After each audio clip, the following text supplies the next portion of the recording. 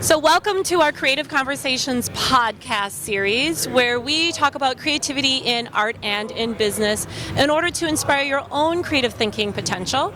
So this is a partnership between the career and culture company, the Brimful Life, and also No Studios, Milwaukee's organization or membership club for artists and creatives. So we are broadcasting live from the Fall X Festival here in the Wisconsin Center. I am your host, Beth Ridley, and I wasn't lying when I said I saved the big guns for last, like the heavy hitters for last. I'm super excited about this conversation that we're going to have, and let's get to it. All right, so my two esteemed guests here are Ian McCullough, who is a musician, music producer, and computer engineer. Yep. Fair? Yeah, that's correct. All right, awesome. And then also Chris Messina. So unless you've been living under a rock, you know that this guy invented the hashtag. And if you don't believe me, you should have been at his main stage presentation. And we also filmed it, and you can also Google it. So true facts. Facts. Hashtag facts. Facts. All right, so you guys have like a lot in common, and we'll get to that. But one thing that you do have in common is you're both open source advocates. So we're going to get to that in a little bit. But first, you guys have such interesting, diverse interests and backgrounds that really weave together in your work. I think my little, one or two word bio didn't do you guys justice. So I'm going to give you a little bit of time to explain like what you do or how you explain what you do.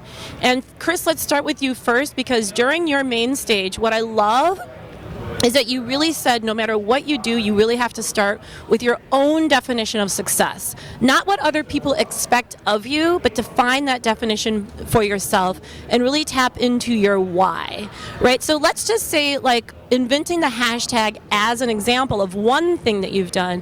What was your why? What was your definition of success for going down taking that journey? Yeah, it's funny.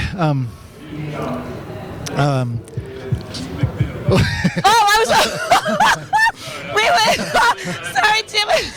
I said, look, everything is good until Jeff says something, and then Jeff said something. It's just that he's in awe.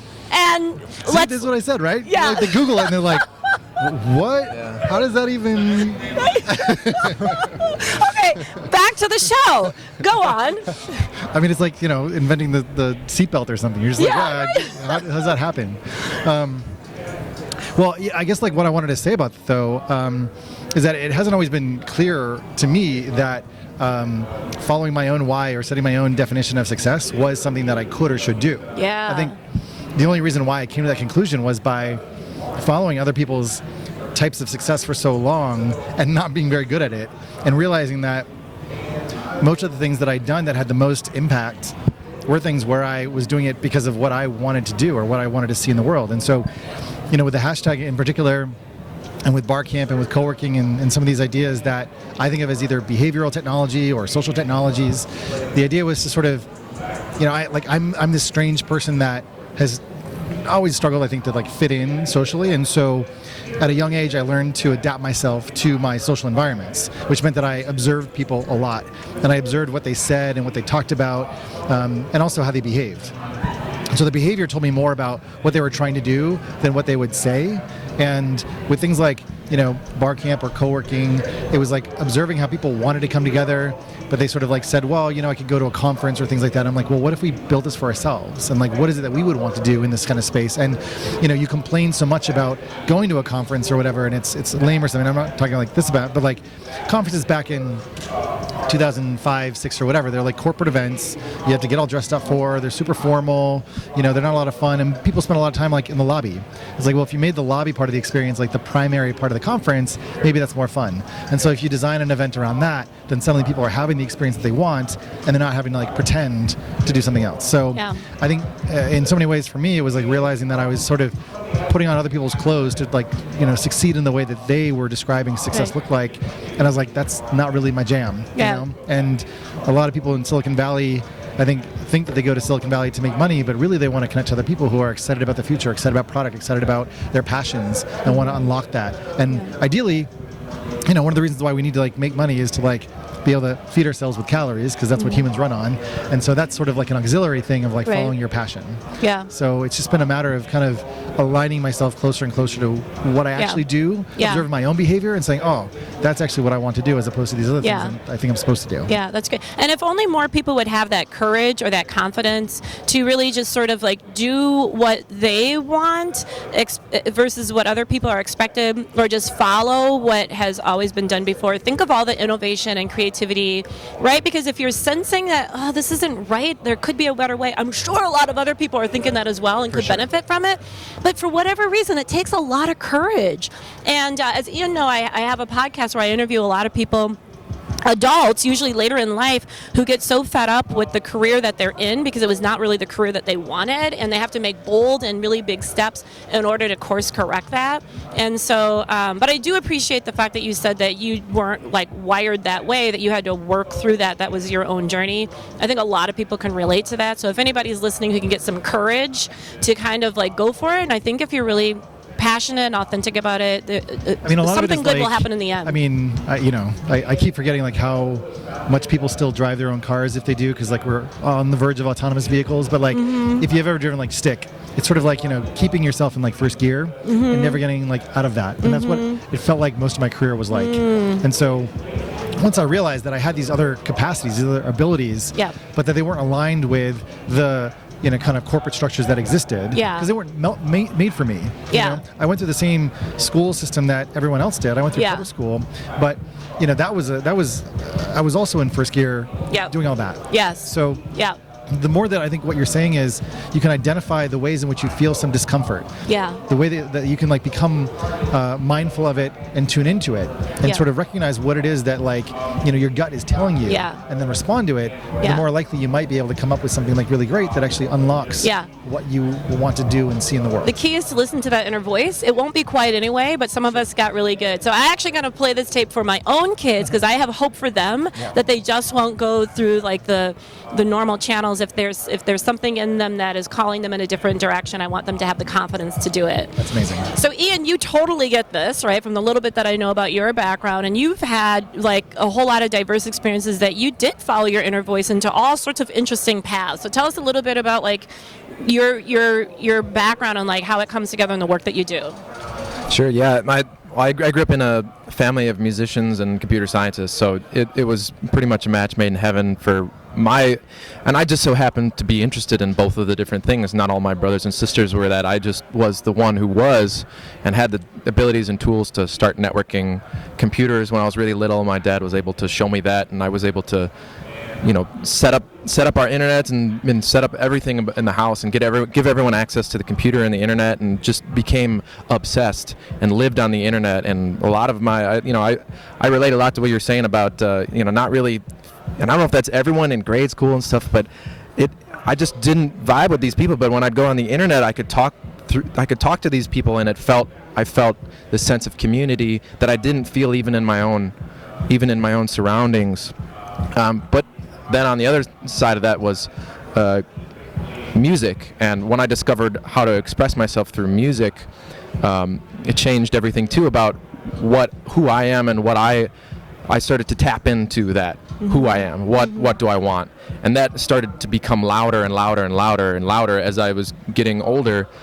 And then when the time came to start releasing music, I was obsessed with reading all these articles about these corporate monopolies of the music industry, and I wasn't happy with the music on the radio, and starting to dive into the internet allowed me to access this music that I had no idea existed, that I resonated with so deeply. And so to me, when I figured out what I wanted to do, I didn't even see a path in this corporate way. Like most musicians just go up if they're in your bedroom, you have no idea where to even go, where to even look, what to even do. So to me, I had these communities, I had this understanding of using an open source technology, using these ways to build with each other, these communities that are able to grow together in this open source mentality. And it just was this kind of second nature to me, be like, oh, I'm just going to release all my music open source. I'm going to release every single mixer track of every single song, and let people use it as much as they want. And it was something interesting that you said in your talk about building relationships that's if you're defining your success by building relationships, but not only that, but investing in other people's. And so to me, when I have filmmakers that come to me and they say, thank you so much for music I've been able to create this piece of art that I am so happy with, but the only way I could have made it was using your music. To me, that is the most fulfilling moments in my life, when these people have these connections and when I connect with these people. And so once that actually started running, and then once those relationships started to build, and I started, like I said, it started to get louder and louder and louder, and it was. So then I decided to leave the software job that I was working on, where I was, writing software for a refrigerator company. It's just like, okay, I like refrigerators, but not that much. Like I'm really grateful for refrigerators. Like, don't get me wrong, but building web apps for companies, for luxury fridges is not the most fulfilling for me. What was screaming inside of me was, no, pursue the things that make those connections. Yeah.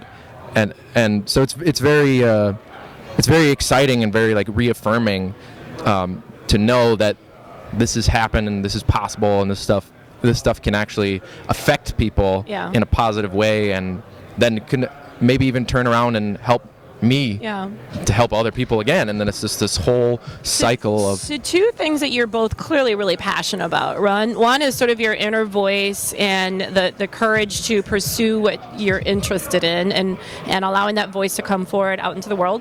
Two, connecting with other people. And I love what you said, which is, Chris, your theme around investing in other people as well, which is at some way foundations or pillars around open source, right? But for those who may not be like totally familiar with that phrase, maybe Chris, why don't you give us your definition of open source, and then Ian, I'll have you build on that. Yeah, I mean, open source largely comes out of like the software development world, and what it was largely, actually the computer industry itself started out in a very sort of free-form kind of way of sharing lots of things. I mean, you can imagine that prior to Microsoft, in a lot of ways, software was almost developed more like jazz, where people who were like, sometimes they were hobbyists, sometimes they were like, working for like an IBM or something during the day, they would come home and they would like hack on this stuff because they were so excited about what was going on. And they realized that they could move much faster as a group of people as opposed to an individual. There's some proverb about moving fast or moving slow, but together and going farther. And so I think open source was very much about that. And also it was just very tedious to write a lot of the software earlier. It was really inefficient. And so sharing code was a way of actually taking the work that someone else had done, and they had proactively put it out there in the world with the permission that other people could use it and then build upon it. And there was kind of like, I would say, a code or a philosophy or part of the culture to then share back that work that you had built upon it back to the community at large. And that was the economics of it. So what the internet unlocks really is an economics of abundance, which is in contrast to an economics of scarcity, which is what the Industrial Revolution was largely built to address. So you go into the world of software, and you can share your work for free, put it out there, or you can put a certain license on it, which basically says, well, I want people to be able to use this, but for these purposes. Yeah. And there's also what's called like a viral license, which means that if you're going to use my work, then you have to share your work in the same way that I shared mine. Okay. There's an aspect of this around copyright called Creative Commons, and it was about articulating a different set of rights that you want to give people downstream from you to be able to build upon your work to create culture. That was like the whole point. So very much like what you were saying was kind of, I think you were following in like the footsteps of like the open source like movement, the open source world, and the validation that you do get from other people using your work or contributing to your work is so much the reward of it. And it's very different than a world which exists around proprietary ideas or software, where you're creating property out of things which are previously abundant or infinite. I mean, the fact that you can trademark an idea is a government way of giving an individual the right to own the use of an idea, or a patent for that matter. Yeah, right? And by definition, it almost feels like it's limited because you've defined sort of what the outcome or the use is. So I think with open source, you have to be willing to say, I don't know what the ultimate purpose or the use is, but I'm willing to go through the journey, and I'll contribute a little, others will contribute a little, and sort of like collectively we'll see where we end up going. You have to be, I guess, the abundance mindset, right? Well, it's also generative, right? In the Yeah. sense that you don't know how things are going to turn out. Yeah. And so you're building small, simple, what in music might be called like stems that can be built upon for other people to create new types of interpretations. So if Right. you think about like remixes, like musical remixes, Yeah. those are taking like a core idea or an expression Yeah. and then layering on or building other parts or subtracting parts. And so software is the same sort of, idea. Yeah. And I basically took that idea and applied it to behavior, saying here's an event that is a derivative of the open space model where people just show up and make a schedule. Yep. And here are some other structures that we're going to layer on to address some of the shortcomings of that event model. Or here's a co-working space, which is kind of a mashup of like a coffee shop and like your home, where you feel very comfortable, or whatever, but there's actually community that's built into that. And so we're trying to create a space that brings people together. Yeah. And the hashtag was also a similar idea where it drew from a number of different things that were in the environment that were relevant at the time. Yeah. That therefore made it easier for people to relate to understand, to use, without asking them to learn too much. And then they could adopt those ideas to their own context, their own community, Yeah. their own situation. Yeah, I love it. I wish there was like more of that in the business sector. But so Ian, what would you build off of that, or how does open source look in your music? Sure. Yeah. You mentioned Creative Commons, and that was pretty much the pinnacle of when I realized that this is possible, and there are people who have thought of this before, and Lawrence Lessig would start diving down all of what he's done, and it opened my world to what was possible. And then I started to join some small communities of Creative Commons and to see that whole idea of how people can relate with each other. But I think the idea that I had too was that I grew up listening to a lot of hip-hop sample-based music, and so you're talking about controlling these ideas and controlling these concepts, and the big legal issue with that is controlling these recorded versions of things.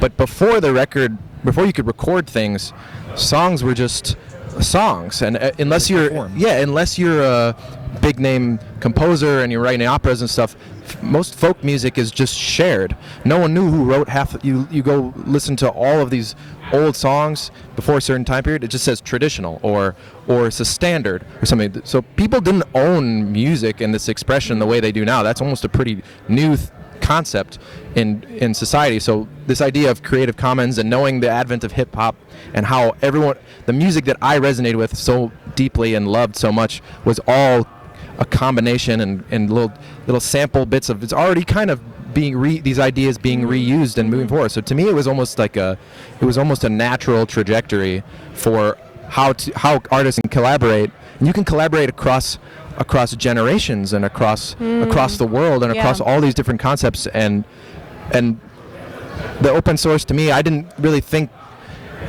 the ideas of Creative and Commons and stuff was just kind of a second nature because I did grow up in this software world, whereas not many musicians kind of grew up in that. But I think that more people can and should embrace these ideas because there are so many people that they can work with. Right. The number one thing I hear from filmmakers constantly is I can't find good music that I can put in, that I have to jump through all these licensing hoops, sign up for these strange websites that who knows and it's all stock music that's not made with passion at all. It's made for these licensing. It's made to be regurgitated and put in and out and thrown away.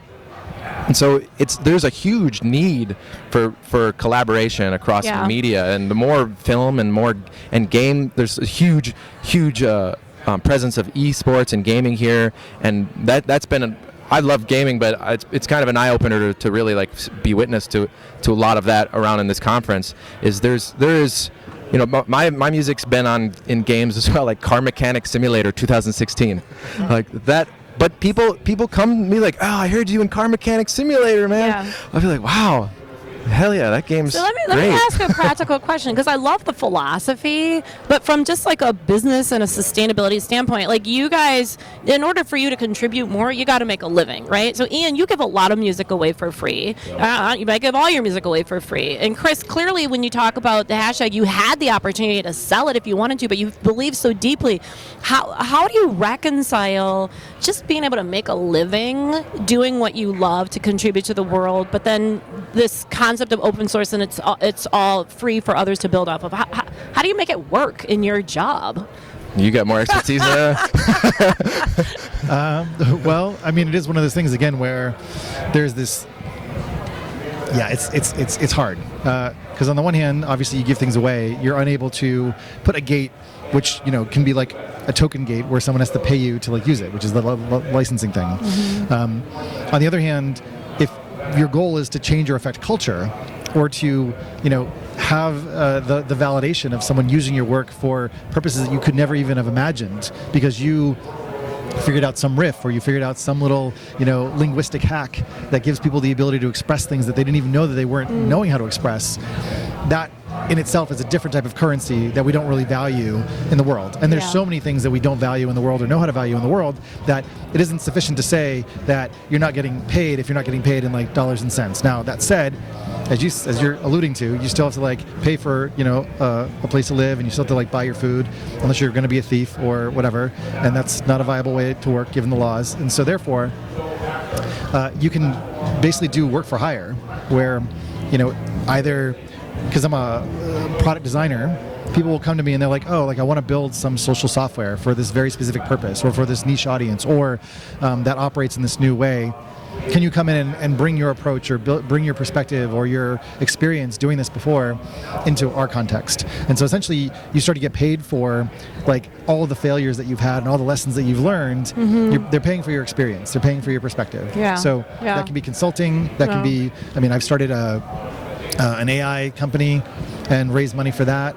So, and I've also like worked at Google and Uber, and I've gone into places where I've helped and worked on their developer strategy and their developer platforms. So part of it is finding those contexts where you might not do that work like naturally. I'm not just like gonna like give my work away necessarily to Google for free. But if there's some alignment, some way in which my goals and the things that I'm trying to achieve in the world are aligned with, in that case it was Google, then it makes sense to like get a job and to do that. So I think I kind of see how it comes together. So you put it out there, open source concept, you allow others to build off of, but in the process of doing that, you get a lot of just good experience and learnings. That's a value, so people now want to pay for your experience. Part of it is like putting it out there so that you get the sense that people will pay for it. Because if you're making stuff that isn't any good, or because you're afraid of putting it out there because you think it's not good enough, or you're restricting it to because you think it's so valuable, you're actually like kind of missing the point. Because again,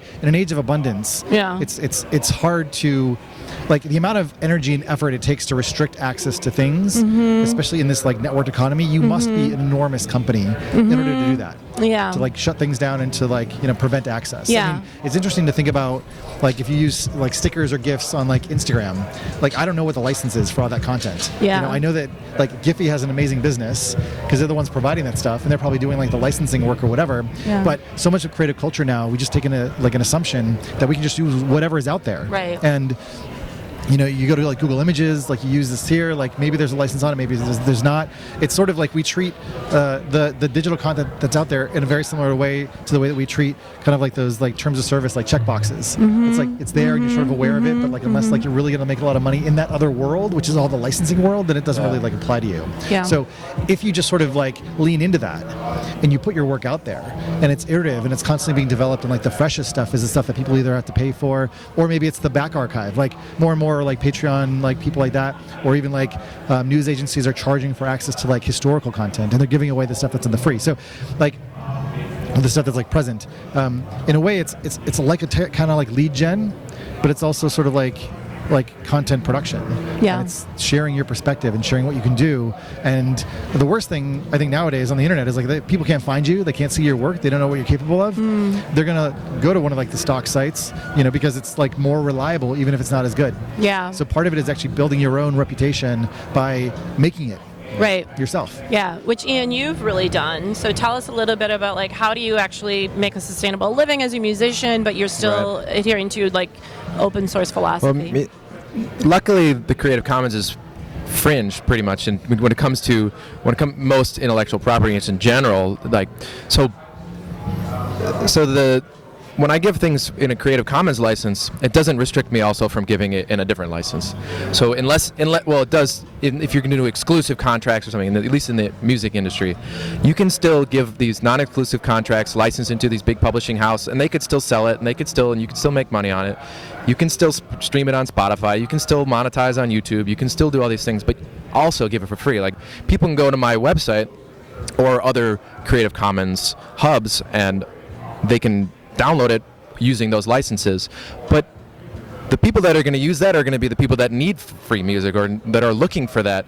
The people who are in the more establishment of the industry, the big music industry, they don't even want to deal with that. And that's one thing I've learned is that I used to put a thing on my website, it's like, if you want to pay, like, just send me an email. And it would just be these back and forth, and I'd be like trying to negotiate things. It was just nonsense. But they didn't want the Creative Commons. That wasn't what they want. They want a receipt, and they want a license, and that's the thing. Well, So I mean, you have to understand, like, the risk model and the creativity model are different in these contexts, right? So if you're a big studio, the last thing that you want is to use something that someone claims ownership of, Right. and then sues you, and because you have a lot of money, they want to come in and take a lot of whatever it is that they own, right? Whereas in your case, you're like, well, I just want you to use it to, like, build something cool, and if it's cool, then, like, we'll work out a deal or something. Yeah. And so, like, that's like a different, like, the things that you care about are more about the work even being seen Right. and being used. I assume. I don't mean to speak for you, but, like, that's my sense. And so I mean, the hashtag was the same way, right? Like, if I had tried to lock it down in the early days, and I mean, some people have done this where they, make it open and free, and then they do a bait and switch, and then they, like, change the license later, and then everyone gets angry, and then, it depends on what kind of a jerk you are. And a lot of people end up losing a lot of, like, friends, and maybe they make some money, and they, live in their chateaus by themselves, and then they die a sad life, and that's, their deal. But, like, I think in our case, like, when you come from this internet culture, there is a lot more of a sense of just, like, sharing and mutuality. Right. And the way in which you can live with yourself and live with others seems to be of a higher order than owning all the things and feeling like you've succeeded by Right. taking stuff away from other people. Right. And so... And it's almost like establishment industries are distrustful of that. Like, why would you? Like, there's almost like, no, that's not the we'll gears by just which pay they you run. because Well, you they're can't playing be a different serious. game. Yeah. They're playing a different game. Yeah. And their success is very different. They're looking at, the numbers of zeros at the ends of, like, their returns or whatever. And yeah, they're affecting culture and change. But, I was thinking about, like, the movie industry, they will find a formula and then they'll replay that formula over and over again. Yeah. This is what Charles Yeah. Adler was talking about yesterday from Kickstarter, where it's like, how many Die Hard movies can there be? How many sequels should there be? It's like you Right. found a formula, sure, but how much creativity is really actually happening Right. in that context? Right. And so they're looking at maximizing returns as opposed to maximizing, enjoyment or the flourishing of individual creativity and expression. Right. Yeah. Yeah. Interesting. So, where do you guys see sort of the future then of open source philosophy? Are there any areas, sectors, industries where you see it chipping away at and really changing, sort of the fundamentals, how the industry works? Or is there an area where you wish you could make more inroads, or we'd benefit a lot more if there was more of a shared experience around open source? What are kind of like your hopes around open source going forward? Yeah, that's really tough to say because I don't know. There's so many forces at play, and everyone. I would like to see a world where everyone could share everything, but there are so many forcing functions against that. Like you're saying, how do you even make a living? I think until you change the culture, I think that's what you were talking about. Until you change the culture, then it's tough to say even where it's going to go because I don't know. I would like for everyone to be able to share the music, and then I could work with other musicians, and we could remix each other's things, and then we can cross promote, and we could do all this work together, and you could create a platform for that, even where you could do that, and then have everyone participate, and I don't see why you couldn't do that in film or like if or in any creative sense, visual arts, or I mean you're seeing it across industries, and together people are more focused on their community and stuff. And I think when you have the open source mentality, community is built in. Yeah. And that's actually a huge advantage to people who embrace the open source mentality because it depends on community almost. Mm-hmm. At least in software and stuff. If you want to grow it and you want people to participate, you have to one of the main theses of why you do it is for the community. Yeah. And so I think when people are drifting more and more apart, and there are more antisocial problems, and people are getting lost in Instagram feeds and stuff, and not, people don't want to talk to each other or as much anymore. To get people to come together is probably, I think this might be a natural reaction. But I might not have a thumb on the scale, or I might not have a reading of what is going to happen, but I can hope for that. Yeah. Because that's what I'm trying to do. You're saying trying to be the change, trying to let people know this is possible at least. Like, so right now that's like my focus is just to be like, all right, I want to be able to prove this is possible as a musician, prove you can be open source. Not many people even open up the stems, but when they do and they send me something, it's fantastic. And if everyone was able to collaborate together like that, but there are just so many forces against it right now. So I don't. It's hard for me to envision it, maybe, other than maybe a dream, or maybe if I could extrapolate from my own experiences and say, well, now that everyone can have these same experiences. But I don't know. I'd be interested to hear what you say. I mean, I think one of the things that you're alluding to is this. It seems like a burgeoning kind of like collab culture, like especially in Instagram. However, the outcomes are largely seem to be around like followers or influence or likes and things like that. These sort of like metrics. Like that's the game that sort of social media is predicated on now, as opposed to, let's say, creative output or cultural output or generating. I don't know what kind of solutions people might want, but I think if you look at like Kickstarter as a place where people go to take cultural ideas and then get funding to then produce those ideas in the real world, those are different types of like collaborative contexts. So one of the things that I think is interesting about what you're saying that the open source software world has solved for are to create a set of relatively straightforward and simple licenses that describe the permissions that the creators want to offer second or third or X generation of people who are going to use these things down the road. And if there was more of that, where you could facilitate the ability to work out an agreement between a set of people about the ways in which they would like their work or support their work being used, that also then can ultimately benefit them perhaps down the road. And then this question of putting your work out there in the open, like for free, doesn't have to become a part of it. You can say, if you would like to use this work and you make money from it, then I would like to get 5% of that or something. Yeah. And I'm not a huge blockchain fan, but like at least conceptually, there are technologies that are starting to be developed that are using that model, where if you can track something in commerce and you can see the number of times that it's been bought and sold, then each time it's bought and sold downstream, you may get a fractional, penny or something.